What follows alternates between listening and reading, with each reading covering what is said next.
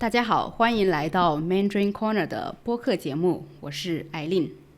都说男人是用下半身思考的动物，这本来呢是一句用来侮辱男性或者说调侃男性的话。但是前段时间在中国南京发生的一个事件，却让不少网友不禁感叹道：原来男人真的是这样子的，男人真的是在用下半身思考的呀。那么到底发生了什么？人们又为何会有这样的反应呢？今天我们请来一位新的嘉宾朋友，来一起回顾一下这个事件，然后再深入探讨他揭露了中国社会的什么问题。下面就有请他来跟大家打个招呼吧。Hello， 大家好，我是杰杰，来自中国四川。那平时呢就喜欢研究一些心理学，还有一些社会事件。那我的工作呢也会接触到相关的一些案例，所以说今天非常荣幸能够做客 Mandarin Corner， 来和大家分享前段时间在中国发生的南京红姐事件。那首先呢，可不可以请你跟对这个事件还不太了解的观众介绍一下大概发生了什么？就这个事情呢，我们要说到今年的7月4号，在中国的社交媒体上爆出，在中国的南京，一名人称红姐的38岁男子，通过男扮女装的方式，在3年的时间里面，和1600多名男性发生了性关系，而且绝大多数都是直男。当发现红姐是男的过后呢，他们还继续完成了后续的事情。就大家可能会认为去到红姐那儿的人是一些性资源比较匮乏，或者是长得比较丑，没有经济实力的人，但其实不然。去到红姐的这些人里面呢，有非常多年轻的人，有非常帅气的人，有非常多高收入的公司高管等等。最关键的事情是，红姐把她和这些人的视频都偷偷的拍了下来，在网上进行贩卖。在这些高清视频流出以后呢，引起了社会的轩然大波，并且也影响了这1000多个人后续的生活。我想问一下你就是当时你看到这个红姐事件的时候，你个人的反应是什么？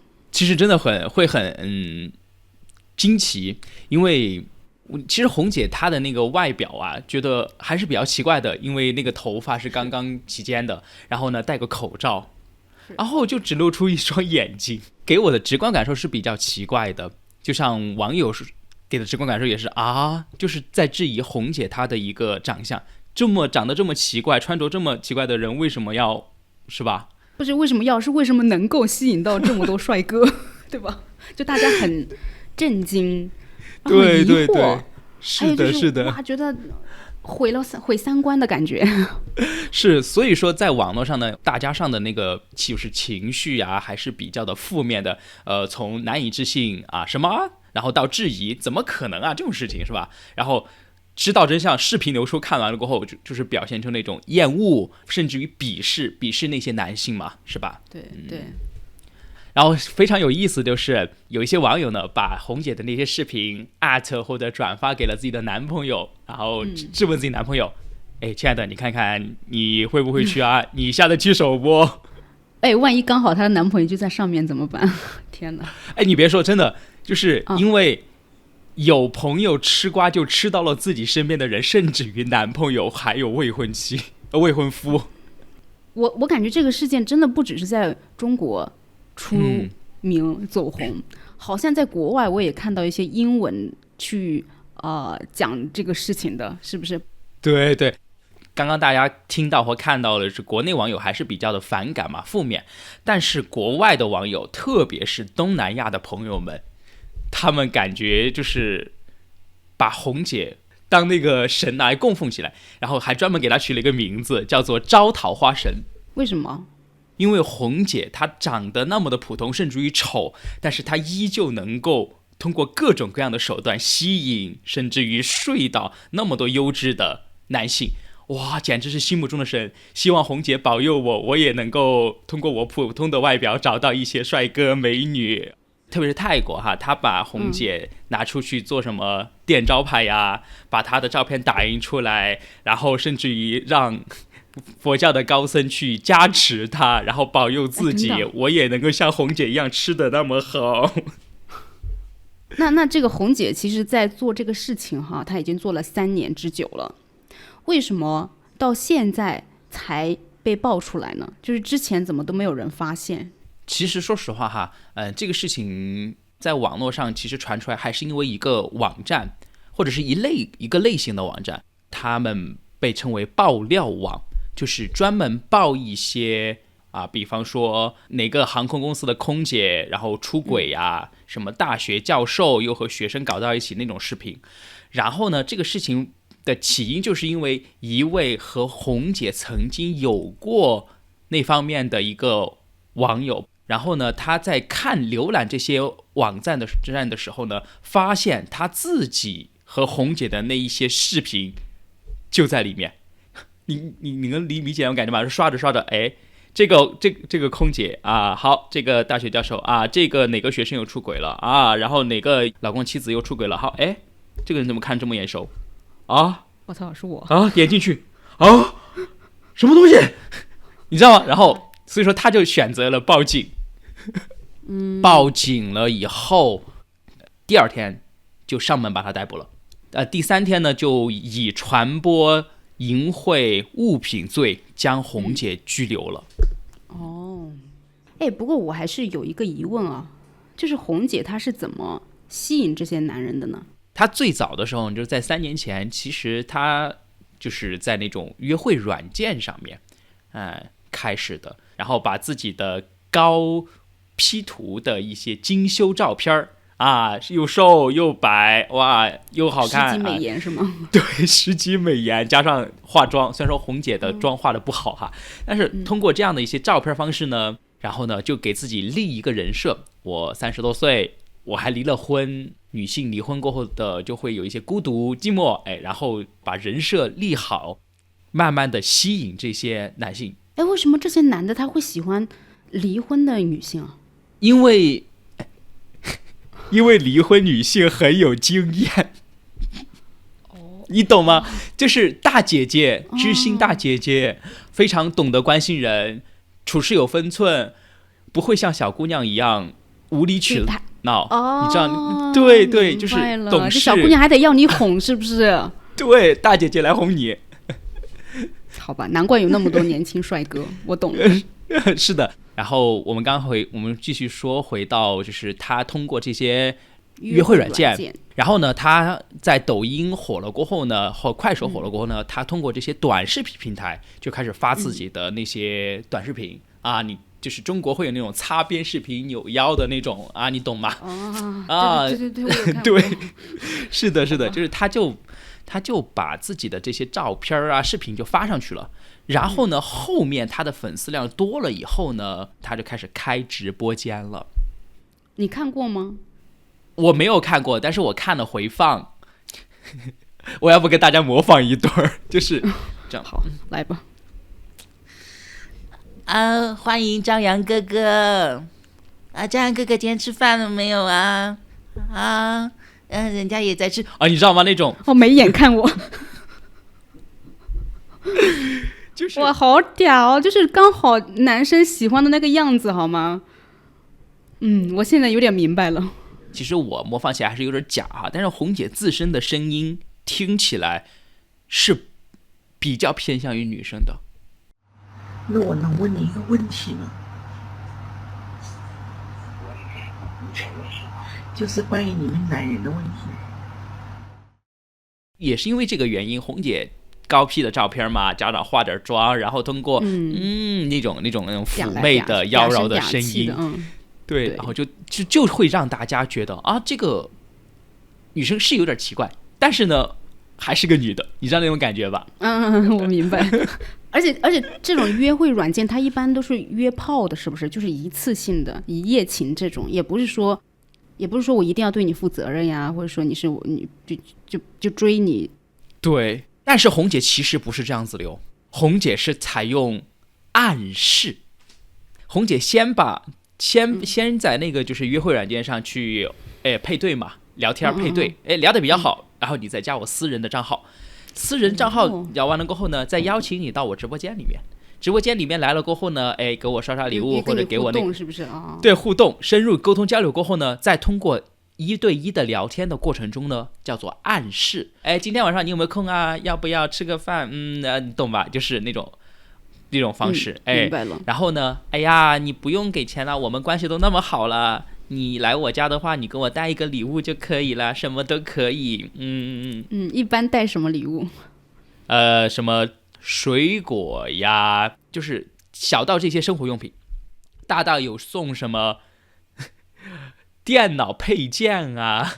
但是非常有意思的是，我先告诉大家，就是当时红姐被警方抓的时候，警方去到红姐的住处的时候呢，在出租屋的阳台上搜出了47桶没有开封的食用油。哇，这些男的都提油去的。是的，不仅是油，还有各种生活物资。其实我对这个事情的关注呢，仅限于他跟1670多名男子上了床，但是好像这个事件中有很多比较惊人的，但同时又有点搞笑的细节，是不是？对，我觉得能够跟大家分享的细节真的挺多的，我挑一些比较重点的跟大家去分享。其实重点就是在于这1600多名的男性，来自于社会的各行各业，而且分布于各个年龄段，有网红，然后有健身圈的大佬，然后还有大学生。除了这些呢，也有一些比方说戴着工地帽子的一些就是农民工也有，然后小到20多岁的小朋友们啊，大到60多岁，就是头发已经白了的那个老年人。年龄跨越真的很大耶。是的，是的，关键是在于红姐吃得好，还有能够吃到外国人的。对，有一个不是说那个来都来了哥吗？好像就是外国人，是不是？是的，是的，是来都来了哥就是一位外国人，而且后面被扒出来，其实他是一位外教。当然也因这个事情而遭到了学校的开除。除了来都来了哥，还有南亚面孔的印度裔的，然后还有中亚面孔的，甚至于还有黑人。因为这些事情嘛，就是网友评论出了10大火爆男嘉宾。看，就是这些上面就是比较出名的人了。你看来都来了哥，他为什么会火？是因为他是外国人吗？其实不是。为什么叫来都来了哥？就是因为他来了过后发现不对，脸上很疑惑，就是这样。就感觉她不像女的是吗？是的，不像女的，怀疑。过了一会儿就爽这种。就是她虽然疑惑，但还是继续了。对，继续了。反正来都来了，那就干脆把这个事情做了，是吗？对，所以说就是这个前后的反差嘛，前面是疑惑，后面是那种爽的那种来都来了吧，释放一下。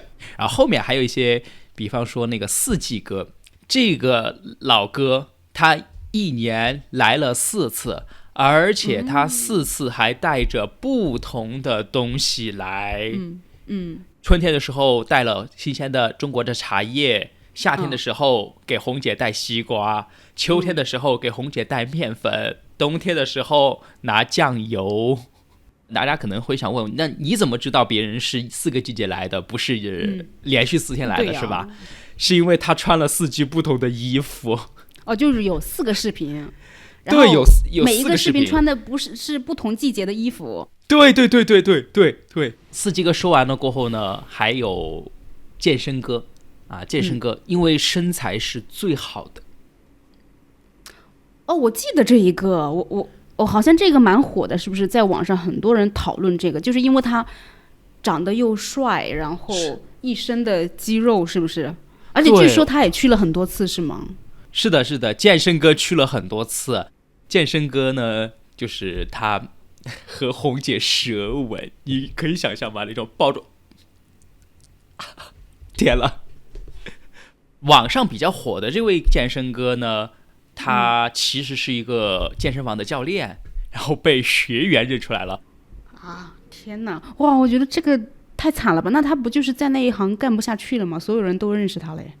一开始他自己就是心态已经崩了嘛，就是确实干不下去。但是后面非常吐槽和反转的事情就是，健身哥自己想通了，我黑红也是红，他开视频直播了。还有公司想要签他约他，然后让他下海去拍片，他最后还是忍住了。那除了健身哥这种大家认为的帅哥呢，还有皮衣哥。皮衣哥呢，就是穿着一个皮衣的一个小哥，而且这个小哥其实是已经订婚了的小哥。他那个未婚妻知道吗？他未婚妻不知道，是皮衣哥自己的朋友知道了，然后发着截图来质问皮衣哥，然后当然这个事情肯定就捅穿了嘛，就不欢而散嘛。对，这是肯定的嘛，是吧？所以真的好惨。我们前面不是说对这些人真的生活造成了一个影响吗？真的是实实在在的影响，就是结婚约的呀，可能结了婚的应该也离了婚吧。有姐夫哥，为什么叫姐夫哥呢？是因为他老婆的妹妹，就是刷视频的时候刷到了姐夫，哎，姐姐的老公怎么在这个视频上啊？所以说叫姐夫哥，这得多尴尬呀！然后呢？然后他就告诉他姐姐了啊，肯定这个事情告诉姐姐，然后后面就已离婚了呀，这肯定的，后续就是这样子的。除此之外，我猜你应该看过有一位关于油的，就是提了半桶油的那个对，那个好像也很多人，就是很多人说半桶油哥，就是因为他去找红姐，那人家都是什么提一箱牛奶啊，什么一个西瓜，什么这种一整个的，对吧？他提了半桶花生油，网友就觉得不可思议，你要么就不要带礼物嘛，你要么能不能带点像样的，干嘛带半桶？而且红姐还接受了，是不是？对，红姐笑脸盈盈的接受了，你知道吗？我觉得网友非常搞笑哈，就当代网友脑洞很大，就是他说他老婆回家过后发现家里的半桶油没有了，问他的时候他该怎么办？就说我拿去送红姐，不知道该怎么回答了，不知道去哪了，被鬼偷了。就是除了这10大男嘉宾嘛评出来的，我还想给大家分享一点大家不那么常看到的。比方说有一位是这样子的，就是他发现不对，然后发现不对了，给我想走，然后你猜怎么着？红姐提出给钱，说我倒贴行不行？然后呢，他接受了吗？他一开始没接受，但是他做了一个事情叫做讨价还价，就是他说他还还价，500行不行？400600嘛，我要陪你睡一晚600，你知道吗？不是这个怎么可以呢？我估计红姐可能自己也上头了，然后呢，也是红姐自己的菜嘛，就是很喜欢那一款，然后呢就讨价还价嘛，最后成交了，最后做了哈，最后成交了。所以我不知道该怎么评价这些人，都就很有意思，完全不是，就是我们无法想象的怎么会这样子？好吧，你接着说。然后呢，还有反转回头哥，这个是我觉得比较猎奇的。他来的时候就一直没有做，但是呢，他也是发现红姐的异常了，然后呢，他就用手去扯红姐的口罩啊、牵裙子呀这些，然后红姐可能有点不开心嘛，然后就让他走了，就让他赶他走。然后把这个男生赶走过后呢，红姐对着自己偷拍的那个镜头嘛，就像现在这样对着镜头说：“翻车了！如果我跟他说我是男孩子，不知道他会愿不愿意我，用不用跟他说一下？”然后真的就把他叫回来了。叫回来了过后呢，就是红姐承认了他是男生。好，炸裂的事情就来了，这位男嘉宾他不信，然后就让红姐脱裤子，红姐裸露出了他的特色，然后这位男嘉宾蹲下去帮红姐进行了口交，而且还不止口交了一次。他怎么想的？所以他是不是直男？可能有潜在的成为同性恋的基因吧。除了刚刚回头哥玩的花之外呢，还有一些3P，应该有这个词吧？3人行3P，就是第一次是单独一个人，后面呢叫上自己的朋友，跟红姐来了一个双飞。啊，就也都是男的。都是男的，而且就看视频而言，其实大多数都不是同性恋，都是直男。你怎么知道他们都是直男呢？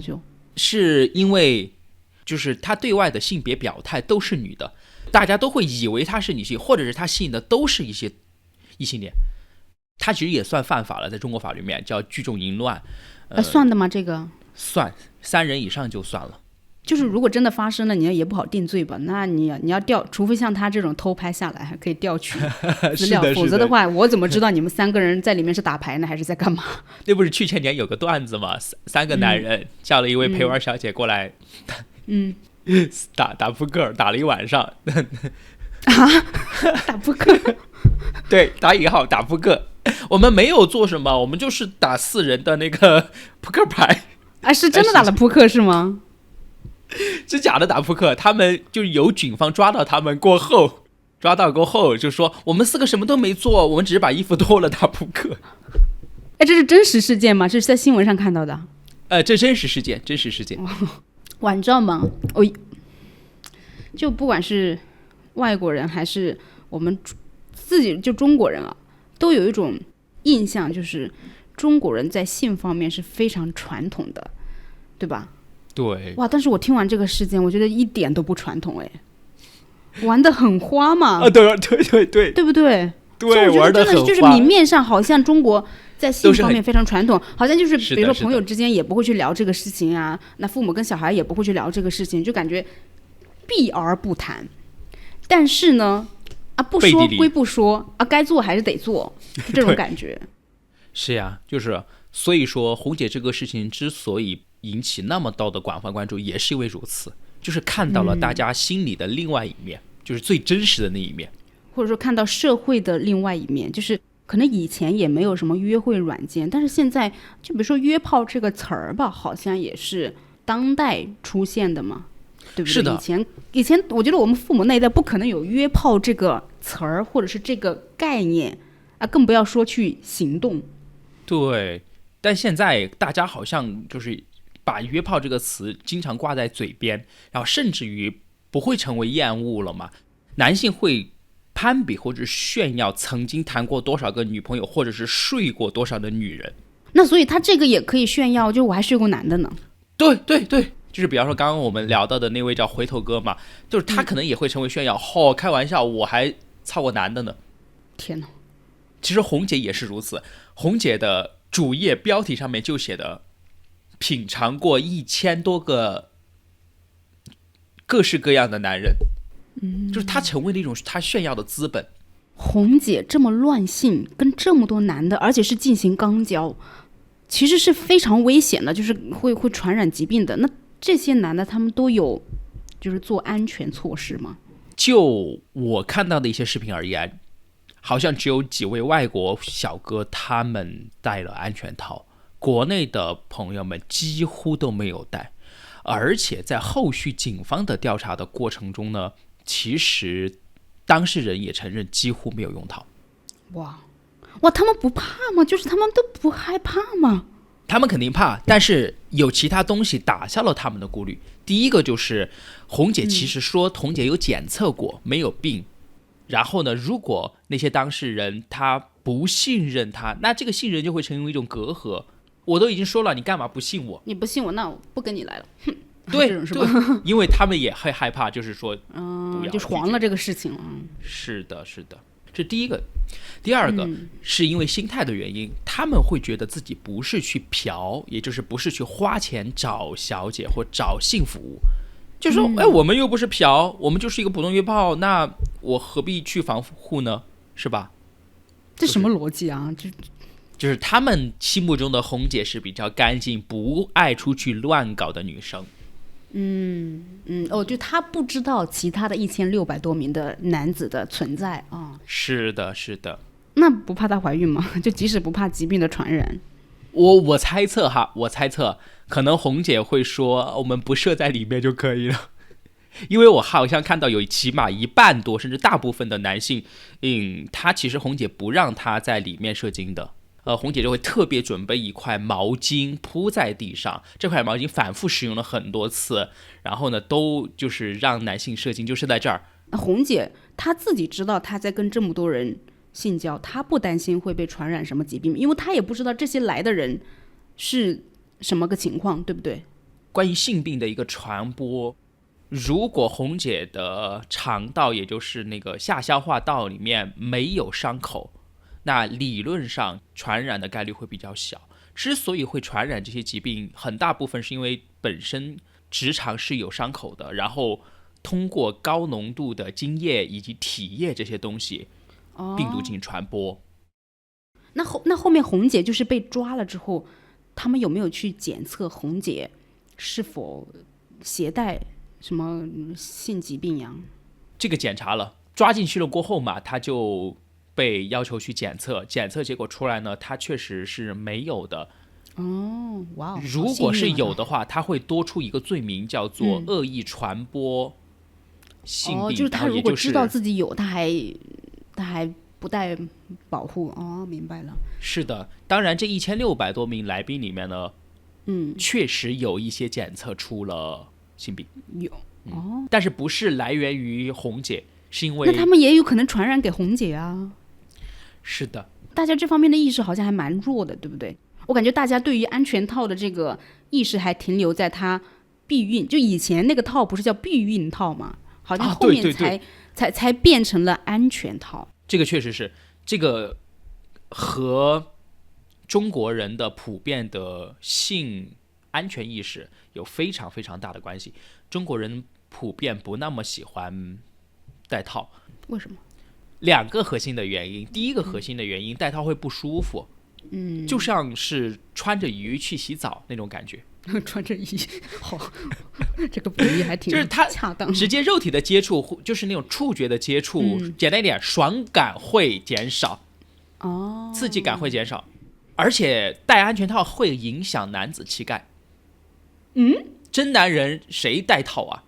这是一个普遍有这样的吗？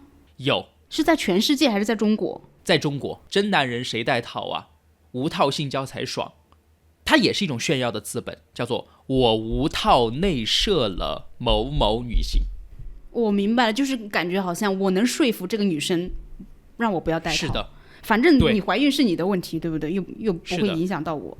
我觉得这些男生是非常的不负责任的，除了对他们自己不负责任，对他们的现有的伴侣或者是未来可能会有的伴侣也是不负责任的，因为他们在这种就是无套进行性交跟陌生人之后，假设他真的被传染了什么样的疾病，他再带回去，不就把他妻子传染了吗？不就把他们的女朋友传染了吗？所以我觉得对他们的另一半也是非常不公平的，也是非常不负责任的一个行为。是的，是的。那下面一个部分呢，我们就要来讨论一下，为什么这么多男生会去约炮，然后呢，为什么他们去到了红姐那里，发现了他是男生，作为直男的他们竟然还会继续。第一个要给大家去分析到或讲到的方面叫做长期的性压抑导致的欲望爆发。为什么会有性压抑呢？很大一部分程度上是因为压力，自我给予的压力太大了，包括社会给予男性的压力也很大。你一个男性，你是一个非常坚强的人啊，你不应该表现出你的软弱，你不应该把这些东西表达出来，包括性。你应该去赚钱，你应该去成就一番事业，你应该拥有更大的权利。这些社会的规训导致了普遍男性出现的性压抑。当然呢，刚刚性压抑说到过后，就肯定还是需要有一个爆发口嘛，就像火山一样，要积压太久了，一次性喷发起来的体量是非常大的。所以说有一部分人呢，去到红姐那儿，就是这种火山喷发已经战胜了道德的底线。那比方说什么样的一些人群会发生这种情况呢？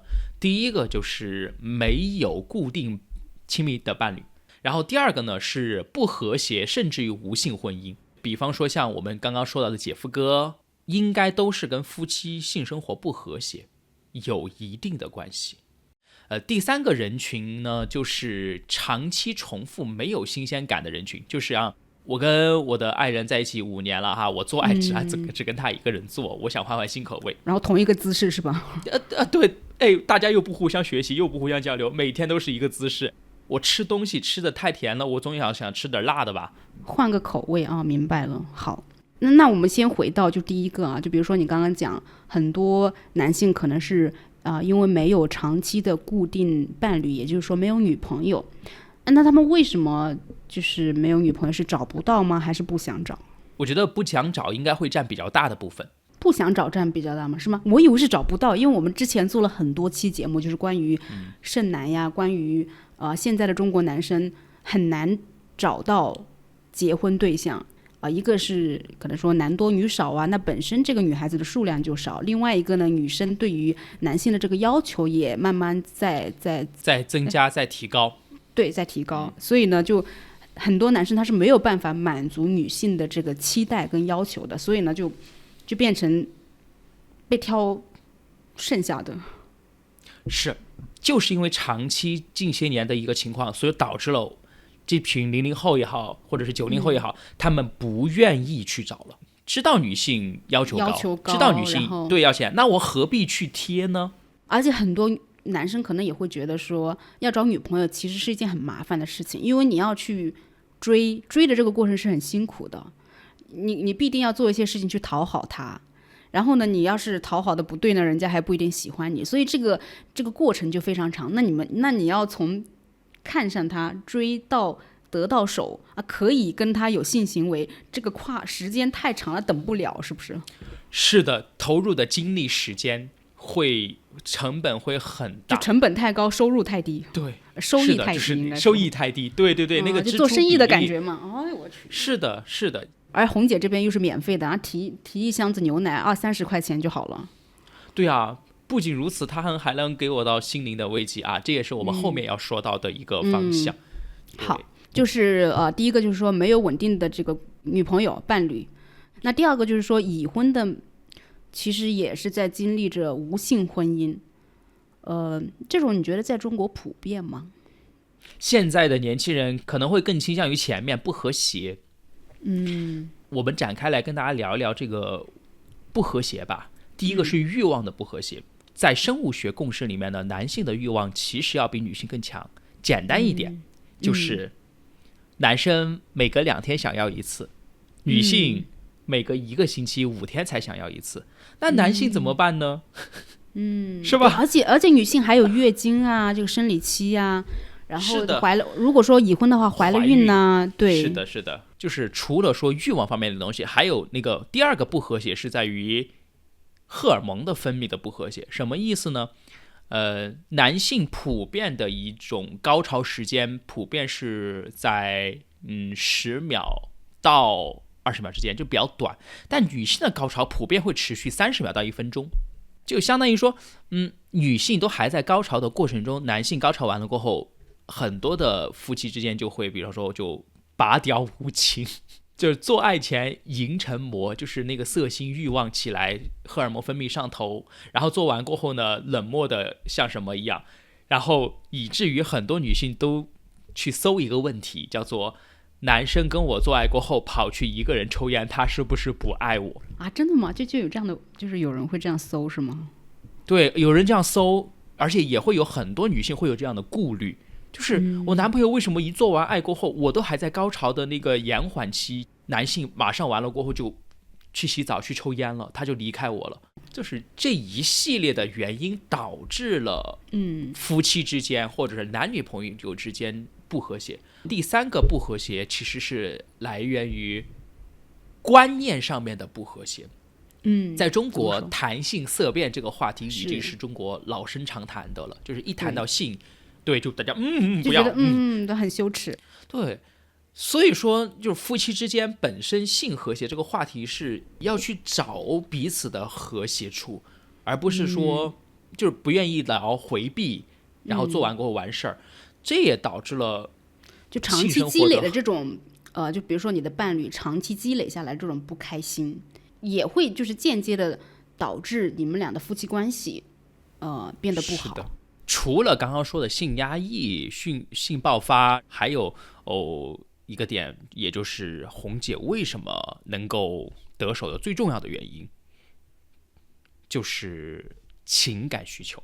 就像刚刚我们也有在其中去聊到了，当代男性是非常非常心理压力还是比较大的，他们得不到伴侣或身边人的那种认可。然后红姐呢，她就懂得一定的技巧，从前期的聊天的铺垫，然后呢到赞美、关心、陪伴，然后制造亲密，这些过程红姐都是一步一步渐进的。这些东西其实就给了这些男性一种非常久违的存在感。存在感，对。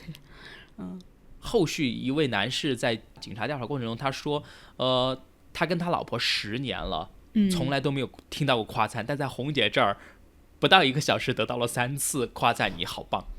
哇，就是真的。所以男的其实也挺需要女性去夸他的，是不是？对对，因为男性的内心脆弱很少被社会看到，甚至于另一半看到，然后有红姐这样的一个人出现过后呢，他也会觉得哇，我原来是有人要的，我原来也是值得被喜欢的，原来我也可以不靠钱就得到女人的温柔。对，就这就跟去嫖还不一样。对，完全不一样。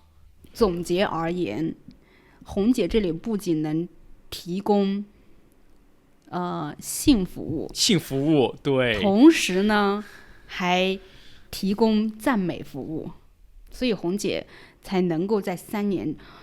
你有没有去数过，1年是365天吗？3年是多少天？算一下，1100多天不到，1090多天。那平均1天都有1个半嘞。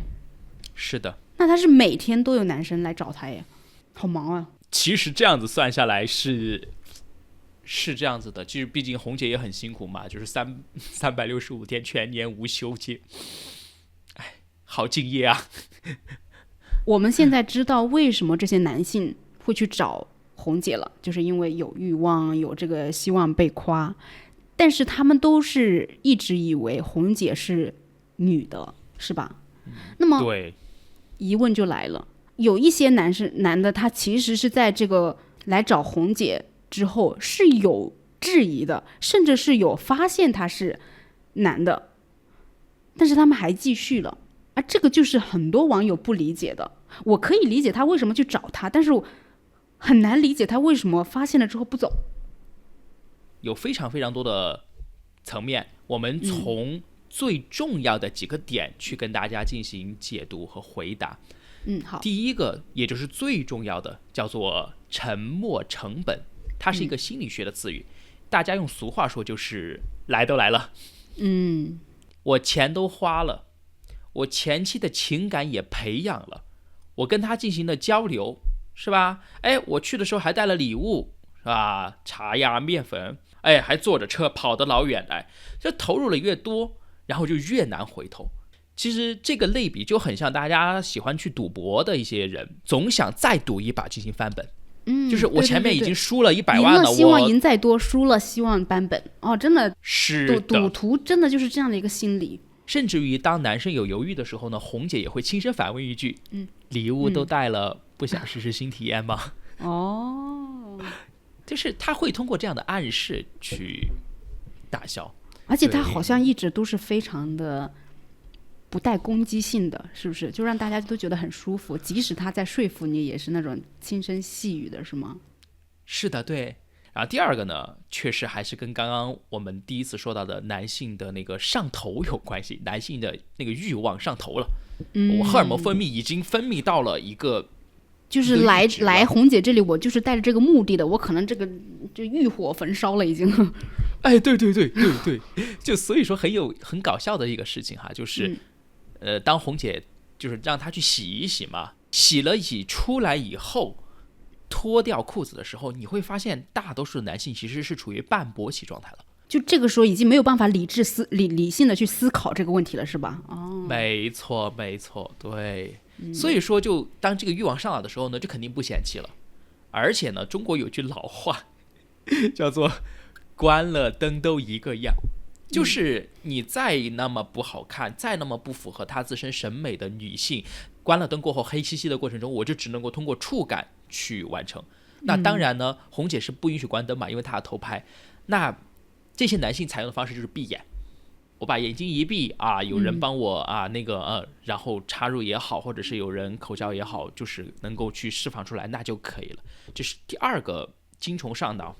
然后第三个呢，其实是在于会有一些自我欺骗嘛，他会觉得不对劲儿，就是知道不对劲儿，但是呢，猎奇的心理，哪怕不对，哪怕他是个男的，我也可以尝试一下。这种猎奇心理是导致了很多的男性继续的也是一个原因，就是那个猎奇的心理其实是已经占据了道德感，甚至于还可以打破道德感，就打破底线。而且他们也没有想到这些视频会流出来，如果没有流出来的话，是的其实就也还好，那只不过是一次性的行为，对不对？是的呀，试一试又何妨？那我想问你啊，就是在这个过程中，是大部分都没有发现他是男的吗？我认为其实是大部分都发现了，但是呢，产生怀疑值达到最高的点，应该是在完事儿以后，就是射精过后，他才会进入到一个极度理性的一个过程去分析。但是在那个时候，其实不会的。怎么可能不会发现不了？那男女的生理结构就是不一样的，他们不抚摸的吗？就是触感也不一样啊，这个。对，非常有意思的是跟大家科普一下啊，当然我不鼓励哈，就是因为身体结构的原因，其实男性的肛门，也就是那个插入感受，比女性的要更舒服，因为更紧一点是吗？对，因为男性肛门是有括约肌的，然后呢，所以说就红姐可能也会去用这些方式去聊到你试一下嘛，可能更爽这种方式。然后第四个原因非常有意思的就是，这也是大家在网络上看不到的一个事情。其实红姐是有私域的，也就是有自己的社群。她不是通过自己的视频贩卖嘛，有一系列的专属群，有一个类型的群，它是专门去贩卖和售卖她的视频。他是这样子卖的，但是这样卖他不会就是被抓吗？他没有被发现吗？就是应该不是在国内的那个媒体上面。对，它不是在国内发布的，它通过国外的一些平台或者网站来进行售卖。他卖的贵吗？就这个。警方给出来的数据呢是3年时间赚了50万，那也不算很多是吗？对，不算很多。然后红姐呢，大多数是采用的是订阅制，就像最近今年很火的 OnlyFace 一样。知道了，就按月收费这种。是的，订阅制。对，那还有一部分非常有意思，就是红姐本身自己也有一个群聊，就是专门长期固定做的那批人啊，就像那个四季哥跟健身哥是吗？是的，四季哥、健身哥他都在里边。那这也是一种心理，就是一种群体的催眠效应的心理。别人能做，我为什么不行？哪个公司的高管他也玩，那我为什么不能玩？就是他会就是觉得安全了，就是大家都在做的事情，你不会觉得你有什么不一样的地方。对，没错。而且还有一种身份认同，他比方说是一个普通人，他是一个农民工，哇，那些高管也好，那些社会精英人士，他们也在跟红姐玩，那我跟红姐玩了，我是不是也进入了这样的一个群体，被认可了？对，他们都在一个群里面，明白了，是的，就是群体催眠。还有一个比较重要的心理学的常识叫做门槛效应，就是当你跨过这道门过后，你就走不出去了。而且我们看所有红姐的视频，她进门过后，红姐的第一个动作都是去把拖鞋拿给她穿，拿给她穿上了过后，就让她觉得马上到家的感觉，很舒服啊，你就可以就 relax 放松下来。是的，如果我们去一个陌生人家里，一旦换上拖鞋过后，你就很难离开了，因为你会去思考，我要走了，我是不是还要去把鞋换回来？我是不是还要把衣服穿上？我是不是还要去做很多的那些繁复杂的事情？我就懒得走了，我觉得，哎呀，算了吧。而且也没有什么特别危险的事情，就是马上你要跑的事情，对吧？跑的话我可以穿着拖鞋就跑，它也没有什么危险。对，没错没错。我一开始啊，就是会觉得这些男的真的是没有办法说他们了，来了发现了是男的，竟然都不走，真的是就是没有办法相信，怎么会这样子呢？但是听你分析完，好像明白了，就是可以理解他们为什么不走了。是的，就红姐的留人技巧还是非常厉害的。红姐感觉红姐应该是读过心理学的。对。那最后呢，我想大家也可能会好奇啊，就这个红姐被抓起来之后怎么样了？可以跟大家讲一讲现在红姐是什么样的一个状态吗？就是之前说到了，我们红姐7月5号被拘留过后呢，红姐涉嫌偷拍视频在网上售卖的获利，这50万元是已经被罚没了。然后3天以后呢就出来了，只是说现在全网对他进行了封禁，就是不允许他直播，不允许用国内的这种社交账号以及约会软件了。但是呢，他还活跃在外网上面，也有自己的这样的私人群，然后还在聊天，还在发表观点。那他还在就是吸引新的男生吗？其实红姐还在吸引新的男生，但是第一几乎没有拍视频啦。然后第二呢，就是拍了视频，也就是免费传播啦，我不牟利啦。但是那些人会让他拍吗？就这些男的还会让他拍啊？有一部分人想被拍，有一部分人没有被拍，但是视频后续呢就几乎没有怎么流出了。对，就免费服务了现在。你情我愿，免费服务。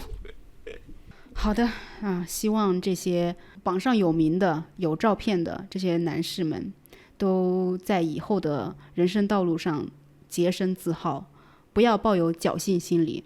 如果真的非要去约炮不可的话，那也请安全作业，就对自己负责，也对你身边的伴侣负责。好的，今天的播客到这里就结束了，非常感谢俊杰来跟我们一起分享这个事件以及他的观点。那么对于红姐这个事件呢，你们作为观众的话有没有什么想法？